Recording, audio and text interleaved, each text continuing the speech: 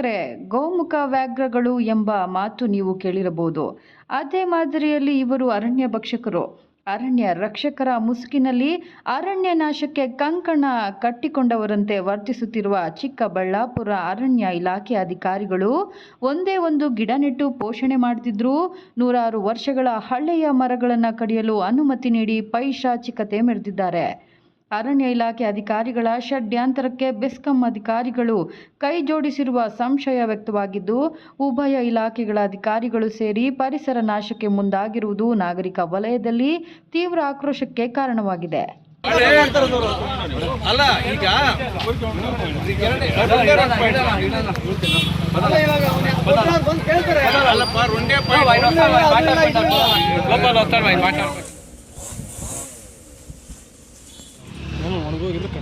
ಹೌದು, ನೀನು ರೋಡ್ ಗಡ್ಡ ಆಗ್ತಾ ಇದೆಯಾ?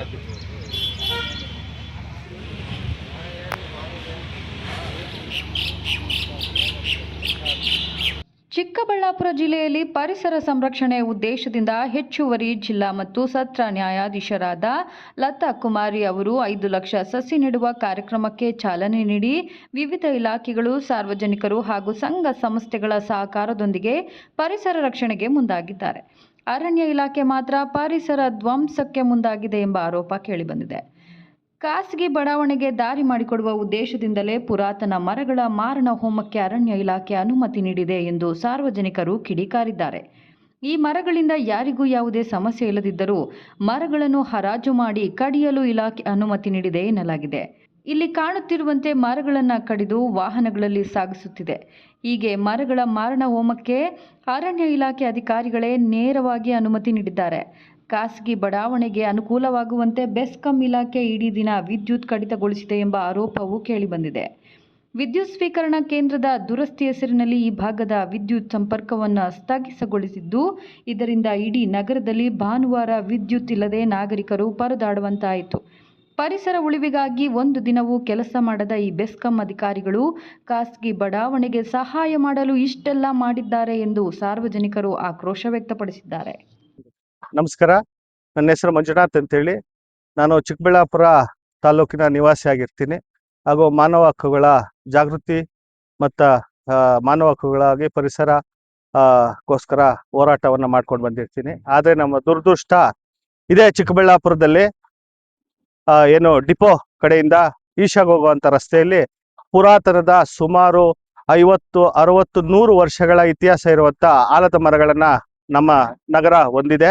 ಆದರೆ ಏನು ದುರಾದೃಷ್ಟ, ನಮಗೆ ಇವತ್ತು ಏಕಾಏಕಿ ಏನು ಒಂದು ಫಾರೆಸ್ಟ್ ನಗರದ ಫಾರೆಸ್ಟ್ ಅಧಿಕಾರಿಗಳ ಮುಖಾಂತರ ಪರ್ಮಿಷನ್ ತಗೊಂಡು ಇವರು ಒಂದು ಹಣದ ಮೂಲಕ ಆಫೀಸ್ ಹೊಟ್ಟೆ ಅಧಿಕಾರಿಗಳು ಈ ಮರಕ್ಕೆ ಕಡಿಯೋದಕ್ಕೆ ಅವಕಾಶ ಮಾಡಿಕೊಟ್ಟಿರ್ತಾರೆ. ಈಗಾಗಲೇ ಅರ್ಧ ಮರವನ್ನ ಕಡಿದಿದ್ದಾರೆ. ಈಗಾಗಲೇ ನಮಗೆ ವಿಷಯ ಗೊತ್ತಾದ್ಮೇಲೆ ಇದ್ರ ಬಗ್ಗೆ ಬಂದು ಪತ್ರಿಕಾ ಮಾಧ್ಯಮದ ಮುಖಾಂತರ ಮತ್ತು ಪತ್ರಿಕಾ ಸಹಾಯದಿಂದ ಇದನ್ನ ಬಹಿರಂಗಪಡಿಸ್ತಾ ಇದ್ದೀವಿ. ದುರದೃಷ್ಟ ಏನಂದ್ರೆ ಇವತ್ತು 5ನೇ ತಾರೀಕು ಪರಿಸರ ದಿನಾಚರಣೆಯನ್ನ ಆಚರಣೆ ಮಾಡಿದ್ವಿ. ಇದೇ ನಮ್ಮ ಕರ್ನಾಟಕ ನ್ಯಾಯಮೂರ್ತಿಗಳು ಬಂದು ಸುಮಾರು 5 ಲಕ್ಷ ಗಿಡಗಳನ್ನ ಉಣೋದಕ್ಕೆ ಏನು ಒಂದು ಉದ್ಘಾಟನೆ ಕಾರ್ಯಕ್ರಮ ಮಾಡಿದ್ದಾರೆ. ದಯವಿಟ್ಟು ಅವರಲ್ಲಿ ನಾನು ಕಳಕಳಿಯಾಗಿ ಮನವಿ ಮಾಡ್ಕೊಳ್ತಾ ಇದ್ದೀನಿ. ಏನು ನ್ಯಾಯಾಧೀಶರು ನಮ್ಗೆ ಬಂದು ಇಲ್ಲಿ ಹೇಳಿದ್ದಾರೆ, ಅವರು ಇದನ್ನ ಖುದ್ದಾಗಿ ಪರಿಶೀಲನೆ ಮಾಡಬೇಕು. ತಪ್ಪಿತಸ್ಥರಿಗೆ ಯಾರಿದ್ದಾರೆ ಅವರ ನಿರ್ದಾಕ್ಷಿಣ್ಯಕ್ಕೆ ಸರ್ಕಾರ ಮಟ್ಟದಲ್ಲಿ ಅಧಿಕಾರಿಗಳಿದ್ದಾರೆ, ಅವರನ್ನ ಕೂಡಲೇ ಸಸ್ಪೆಂಡ್ ಮಾಡಬೇಕು. ಅವರ ಯಾವುದೇ ಹಿಂದಿನ ಅವರ ಸಂಬಳ ಆಗಿರ್ಬೋದು ಅವರಿಗೆ ಏನು ನ್ಯಾಯದಲ್ಲಿ ಅವರನ್ನ ಶಿಕ್ಷೆಗೆ ಒಳಪಡಿಸ್ಬೇಕು. ಇದನ್ನ ನಾವು ತೀವ್ರವಾಗಿ ಖಂಡಿಸ್ತಾ ಇದ್ದೀವಿ. ಈ ವಿಷಯದಲ್ಲಿ ನ್ಯಾಯಾಧೀಶರ ಮಧ್ಯೆ ಪ್ರವೇಶ ಮಾಡಲಿಲ್ಲ ಅಂತಂದ್ರೆ ನ್ಯಾಯಾಂಗದ ವ್ಯವಸ್ಥೆಯ ಮೇಲೆ ನಮಗೆ ಇರುವಂತ ಅಪಾರ ನಂಬಿಕೆ, ಒಂದು ವಿಶ್ವಾಸವಿದೆ, ಅದು ಸುಳ್ಳು ಅಂತೇಳಿ ನಾನು ಈ ಮೂಲಕ ಅವರನ್ನ ಮನವಿ ಮಾಡ್ಕೊತಾ ಇದ್ದೀನಿ ನ್ಯಾಯಾಧೀಶರಲ್ಲಿ. ದಯವಿಟ್ಟು ಈ ಸುದ್ದಿ ಮಾಹಿತಿ ಮುಖಾಂತರ ನ್ಯಾಯಾಧೀಶರ ಗಮನಕ್ಕೆ ಬರ್ಬೇಕಂತೇಳಿ ನಾನು ನಮ್ಮ ಚಿಕ್ಕಬಳ್ಳಾಪುರ ಜನತೆಯ ಪರವಾಗಿ ಸವಿನಯವಾಗಿ ಮನವಿಯನ್ನ ಮಾಡ್ಕೊಳ್ತಾ ಇದ್ದೀನಿ. ಇಲ್ಲಿ ಕಾಣುತ್ತಿರುವ 2 ಬೃಹತ್ ಗಾತ್ರದ ಆಲದ ಮರಗಳು ಅಕ್ಕಪಕ್ಕದಲ್ಲಿ ಯಾವುದೇ ಮನೆಗಳಿಲ್ಲ. ಅವು ಹಳೆಯದಾಗಿ ಬಿದ್ದು ಅಪಾಯ ಉಂಟು ಮಾಡುವ ಸಾಧ್ಯತೆಯೂ ಇಲ್ಲ.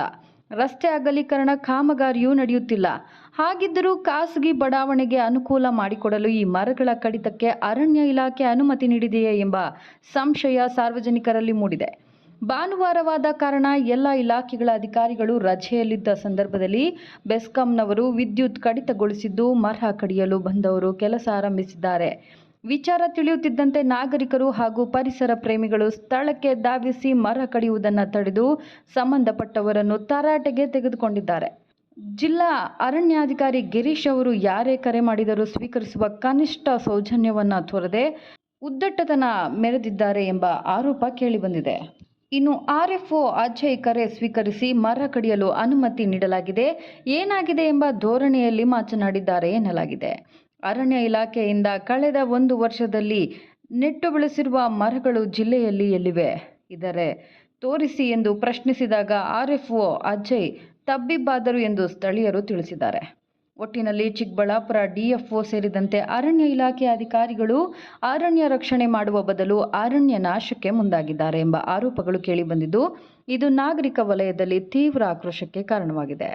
ಅಲ್ಲದೆ ನ್ಯಾಯಾಂಗ ಇಲಾಖೆ ನಡೆಸುತ್ತಿರುವ 5 ಲಕ್ಷ ಸಸಿ ನೆಡುವ ಅಭಿಯಾನದ ಜವಾಬ್ದಾರಿ ಹೊತ್ತಿರುವ ನ್ಯಾಯಾಧೀಶರಿಗೆ ಅರಣ್ಯ ಇಲಾಖೆ ಹಾಗೂ ಬೆಸ್ಕಾಂ ಇಲಾಖೆ ವಿರುದ್ಧ ದೂರು ಸಲ್ಲಿಸಲು ಪ್ರಜ್ಞಾವಂತ ನಾಗರಿಕರು ಮುಂದಾಗಿದ್ದು, ನಾಗರಿಕರ ಆಕ್ರೋಶಕ್ಕೆ ಮಣಿಯದ ಅಧಿಕಾರಿಗಳು ನ್ಯಾಯಾಲಯದ ಕಾನೂನು ಕ್ರಮಕ್ಕಾದರೂ ಮಣಿಯಲಿ ಎಂಬ ಅಭಿಪ್ರಾಯ ವ್ಯಕ್ತವಾಗಿದೆ. ಅಲ್ಲ ಈಗ